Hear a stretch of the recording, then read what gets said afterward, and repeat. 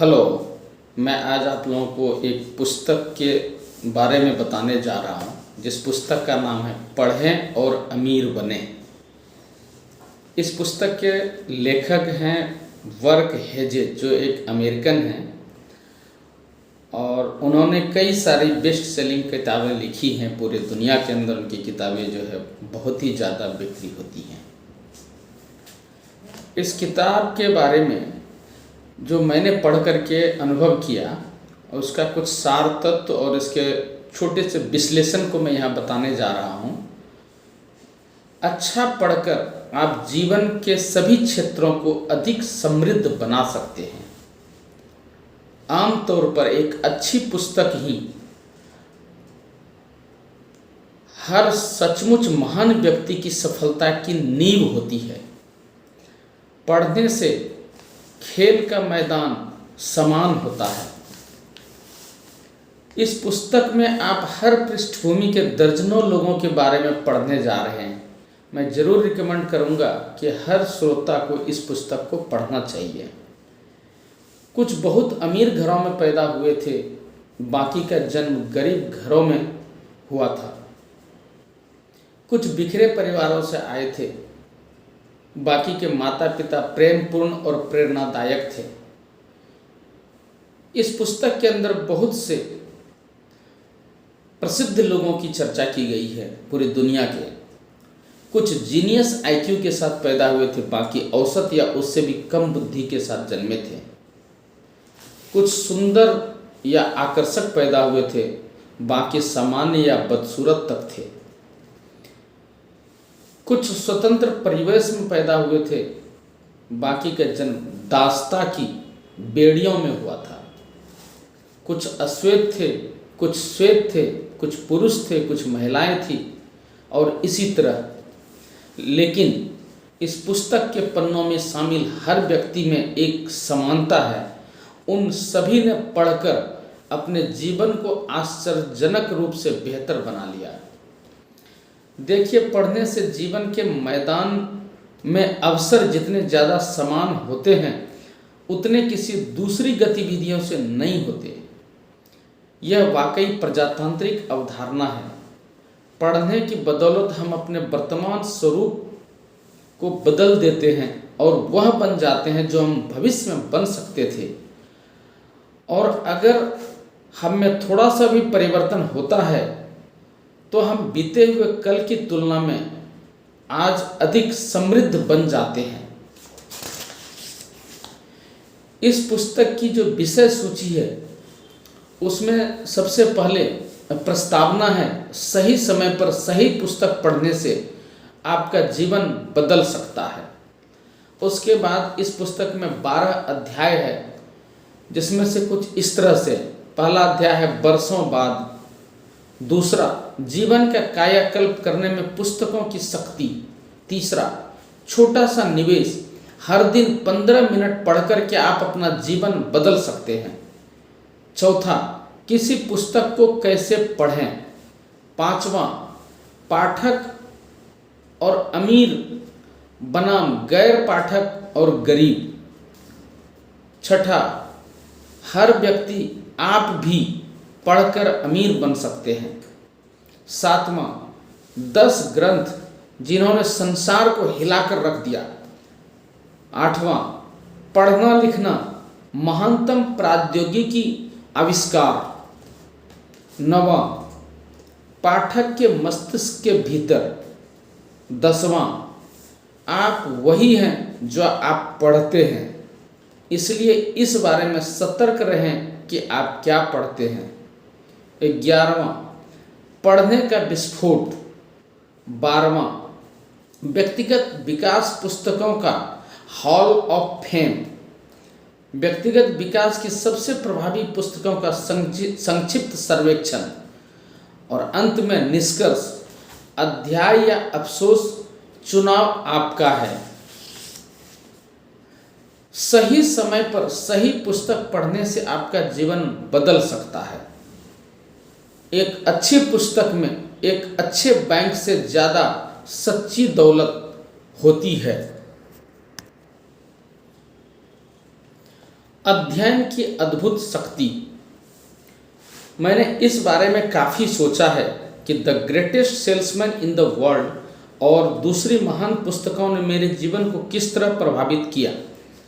मैंने सोचा है कि सफ़ेद कागज़ पर छपे काले अक्षरों में मेरे जीवन की दिशा बदलने की कितनी प्रबल शक्ति थी। मुझे हमेशा महसूस हुआ है कि जब भी मैं पढ़ता हूँ तो कोई जादू होता है, लेकिन इतना समय हो गया मैं इसे आज तक शब्दों में व्यक्त नहीं कर पाया। मैं तो बस इतना जानता हूँ कि जब भी मैं अच्छी पुस्तकें पढ़ता हूँ तो मुझे कायाकल्प करने वाली, प्रेरित करने वाली, जीवन बदल देने वाली किसी अनजान शक्ति का एहसास होता है। फिर एक दिन मैंने पुलित्जर पुस्तक विजेता इतिहासकार डैनियल जे ब्रस्टीन का एक लेख पढ़ा, जिसमें उन्होंने एक सरल लेकिन गहरे वाक्य में अध्ययन के महत्व का सार बताया था। अध्ययन के जरिए हम अपने संसार, अपने इतिहास और स्वयं को खोज लेते हैं।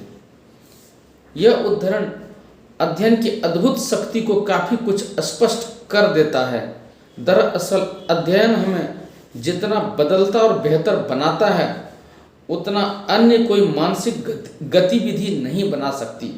यह हमें सोचने, कल्पना करने, परखने, विकास करने और इस प्रक्रिया में अपने संसार, अपने इतिहास और स्वयं को खोजने के लिए विवश करता है। जब हम प्रेरक और विचारोत्तेजक पुस्तकें पढ़ते हैं तो हम जीवन के सभी पहलुओं में ज़्यादा समृद्ध हो जाते हैं। संक्षेप में, अध्ययन में इतनी शक्ति है कि यह हमें वर्तमान से आगे वहाँ पहुँचा सकती है जो हम भविष्य में बन सकते हैं। हेनरी डेविड थोरे के शब्दों में, कोई सचमुच महान पुस्तक पढ़ना जीने का बेहतर तरीका सीखना है। मुझे इसे जल्द से जल्द नीचे रख देना चाहिए और इसके संकेत के अनुसार जीना शुरू कर देना चाहिए। जो मैंने पढ़कर शुरू किया है उसे मुझे कर्म करके पूर्ण करना चाहिए। पढ़ने का हमारी संस्कृति और हमारे व्यक्तिगत जीवन पर कितना प्रबल प्रभाव पड़ता है, आप यह जानेंगे कि पढ़ने लिखने का आविष्कार अब भी संसार के इतिहास के सबसे बड़ी प्रौद्योगिकी खोज क्यों है। आपको यह पता चलेगा कि जब हम पढ़ते हैं तो हमारे दिमाग के भीतर क्या होता है। आप जानेंगे कि साक्षर संस्कृतियाँ मौखिक संस्कृतियों से ज़्यादा प्रगति क्यों करती है। आप सीखेंगे कि पढ़ना टीवी देखने या रेडियो सुनने की तुलना में अलग और कई मायनों में बेहतर क्यों होता है। आप यह भी सीखेंगे कि अधिकतम लाभ पाने के लिए किसी पुस्तक को कैसे पढ़ना चाहिए। आप जानेंगे कि ई बुक्स जल्द ही ईमेल जितनी आम क्यों हो जाएंगी और आप यह भी सीखेंगे कि हर व्यक्ति, जिसमें आप भी शामिल हैं, पढ़कर अमीर क्यों बन सकते हैं। लेखक पढ़ने के बारे में एक और महत्वपूर्ण विश्लेषण करते हैं। कहते हैं कि जो व्यक्ति पढ़ तो सकता है लेकिन पढ़ता नहीं है, उसकी दशा उस व्यक्ति से बेहतर नहीं है जो पढ़ ही नहीं सकता। सच कहूँ तो मैं सोचता हूँ कि मार्क ट्वेन ने कुछ ज़्यादा ही दया दिखाई है।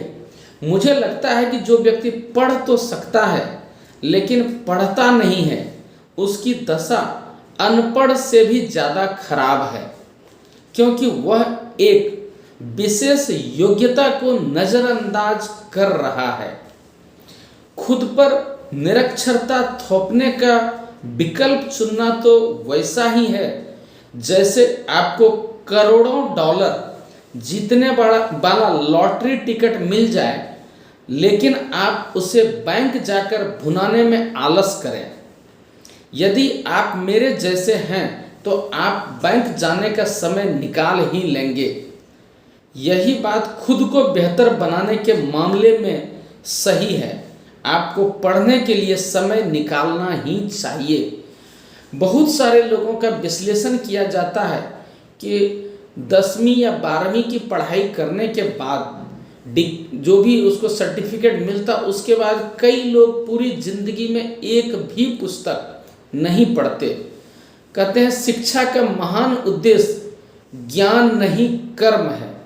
कई बार कई लोग शिक्षा ग्रहण करते हैं केवल नौकरियां हासिल करने के लिए, या तो उनकी नौकरियां लग जाती है या नहीं लगती।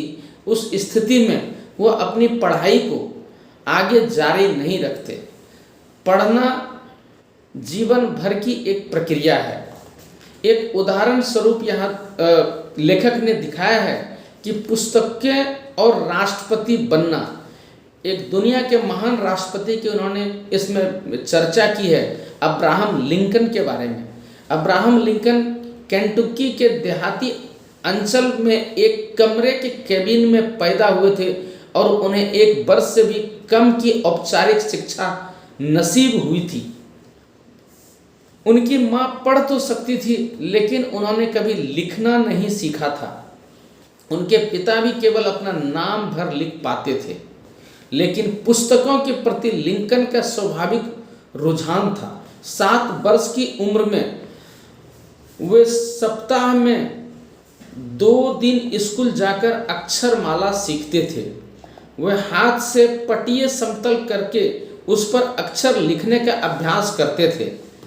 पेंसिल के रूप में वे लकड़ी के जले हुए हिस्से का इस्तेमाल करते थे। रात को वे अपनी माँ को पुस्तक पढ़कर सुनाते थे और कहानियाँ, प्रेरणादायक कहानियाँ बार बार पढ़ते थे। उन्होंने ये कहानियाँ इतनी बार पढ़ी कि बहुत सी तो उन्हें कंठस्थ ही हो गई। किशोरावस्था में उन्होंने 50 मील में के दायरे में रहने वाले अपने हर पड़ोसी से पुस्तकें उधार मांगकर पढ़ डाली, जिनमें बेंजामिन फ्रैंकलिन की आत्मकथा, वाशिंगटन की जीवनी और ऐसे ही बहुत सारे महान लोगों की जीवनियाँ शामिल थीं। लिंकन को जब भी पुस्तक पढ़ने का मौका मिला, उन्होंने उसका तुरंत फायदा उठाया। जब दूसरे बच्चे पहाड़ियों की तलहटी में खेलने में वक्त गुजारा करते थे, तब किशोर अब्राहम लिंकन हाथ में किताब लेकर पेड़ के नीचे बैठ जाते थे। लट्ठे चीरने के काम के बीच में भी जब छुट्टी होती थी तो लंच करते समय वो पढ़ते थे, जबकि बाकी लोग झपकियां लेते थे। जब लिंकन 9 साल के थे तभी उनकी प्रिय माँ का निधन हो गया था।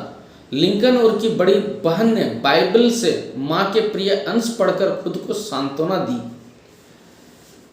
और जब उनके घर में एक और दूसरी माता आई तो उन्होंने